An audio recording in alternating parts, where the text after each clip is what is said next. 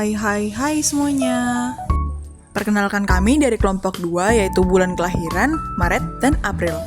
Ada Sheila, Kezia, Emia, Stefano, Edika, Gerald, dan Leandro. Nah, pertama kita akan membahas tujuan dari praktikum ini. Tujuannya adalah untuk mempelajari cara kerja bioteknologi dalam pembuatan yogurt, proses pembuatannya, dan peranan bakteri dalam bidang pangan. Lalu apa saja alat dan bahan yang dibutuhkan? Yang pertama adalah panci, spatula, termos, termometer, kompor listrik, susu, dan juga yogurt plain.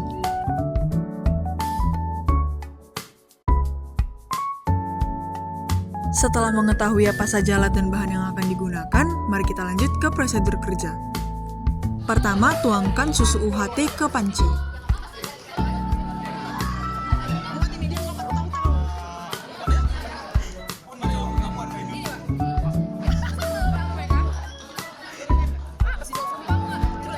Lalu panaskan susu UHT dengan api kecil. Selama proses pemanasan, jangan lupa untuk terus mengaduk ya teman-teman. Mengapa harus diaduk? Agar susu UHT tidak berbuih dan mendidih.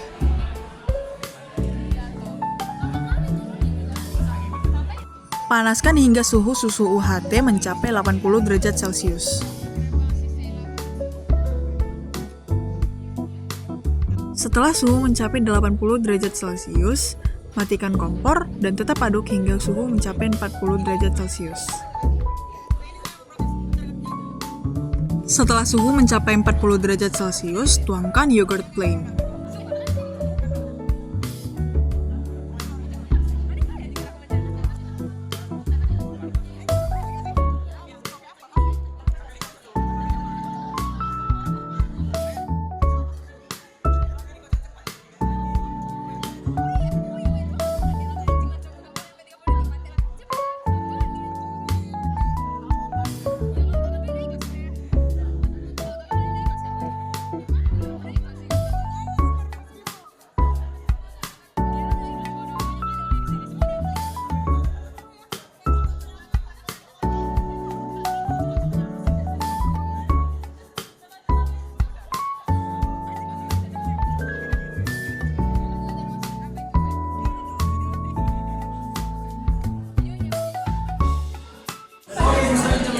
Aku siapa yang bayarin uang ini? Saya lah tuangkan. Redme ini.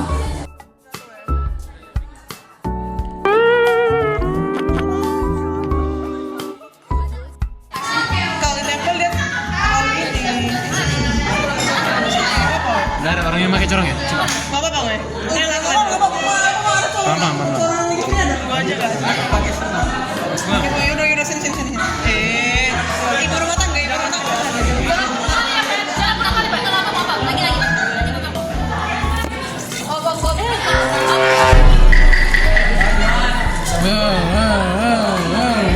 Kayak tim pancing. Kadang di video kan sampai dia.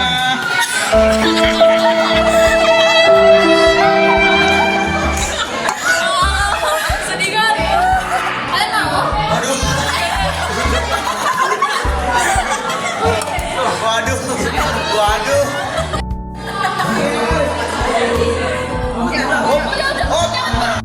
Lalu termosnya diletakkan di ruangan gelap dan tertutup selama 3 hari. Mari kita lanjut untuk menganalisis hasil dan pembahasan. Mengapa susu harus dipanaskan hingga suhu mencapai 80 derajat Celcius, lalu didinginkan hingga suhu menjadi 40 derajat Celcius agar yogurt plain bisa ditambahkan? Susu harus dipanaskan hingga suhu sekitar 80 derajat Celcius untuk membunuh bakteri dan mikroba yang tidak diinginkan, serta mendenaturasi protein agar yogurt lebih kental. Setelah itu, susu didinginkan hingga mencapai suhu sekitar 40 derajat Celcius agar bakteri starter dapat berkembang dengan baik tanpa terpengaruh oleh suhu tinggi yang dapat membunuhnya. Suhu ini optimal untuk pertumbuhan bakteri Lactobacillus bulgaricus dan Streptococcus thermophilus yang diperlukan dalam proses fermentasi yogurt. Lalu, mengapa harus menggunakan termos? Menggunakan termos dapat mempertahankan suhu stabil yang sangat penting dalam proses fermentasi yogurt. Suhu yang ideal untuk pertumbuhan bakteri baik penghasil yogurt adalah sekitar 40-45 derajat Celcius. Dengan termos, suhu ini dapat dipertahankan dengan mudah sehingga proses fermentasi berjalan optimal dan menghasilkan yogurt yang berkualitas. Selain itu, Lingkungan yang tertutup rapat dalam termos juga meminimalisir paparan udara luar, menciptakan kondisi anaerob yang disukai bakteri yogurt untuk berkembang biak. Mengapa susu bisa menjadi asam saat difermentasi selama 24-72 jam? Bakteri baik seperti Lactobacillus bulgaricus dan Streptococcus thermophilus mengubah gula susu ataupun laktosa menjadi asam laktat. Asam laktat inilah yang memberikan rasa asam khas pada yogurt dan menyebabkan protein susu menggumpal, menghasilkan tekstur yang kental. Lingkungan asam yang terbentuk juga menghambat pertumbuhan bakteri jahat. Apa alasan kemungkinan gagalnya yogurt kelompok 2? Yang pertama adalah kualitas susu. Menggunakan susu low fat dengan kandungan lemak rendah akan menghasilkan yogurt yang kurang kental dan bertekstur kurang lembut. Adanya zat penghambat atau zat tambahan dalam susu seperti antibiotik dapat menghambat pertumbuhan bakteri yogurt. Yang kedua adalah jenis yogurt. Pemilihan yogurt Cimory dengan kandungan pemanis atau penstabil yang dapat mengganggu pertumbuhan bakteri yogurt. Kultur bakteri yang digunakan dalam yogurt Cimory mungkin tidak seefektif kultur yogurt yang khusus digunakan untuk membuat yogurt konvensional.